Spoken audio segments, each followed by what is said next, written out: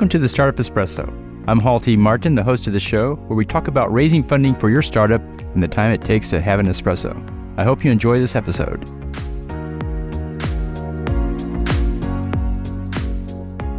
Hello, this is Halty Martin with the Startup Funding Espresso, your daily shot of startup funding and investing.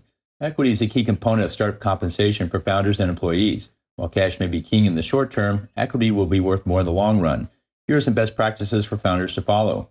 Treat equity as a scarce commodity it is and deploy it strategically and carefully.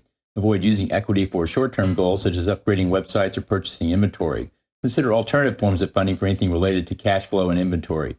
Set aside equity to compensate the team and take on potential investors. While it dilutes the founder, it gives the company the capability to grow larger. A smaller percentage of a big number is better than 100% of a very small number. Align your compensation with the employees' needs.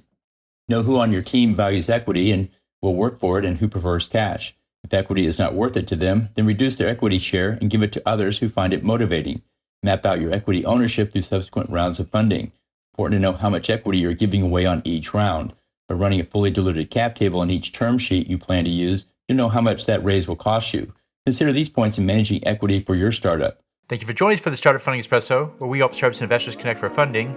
Let's go start listening to today.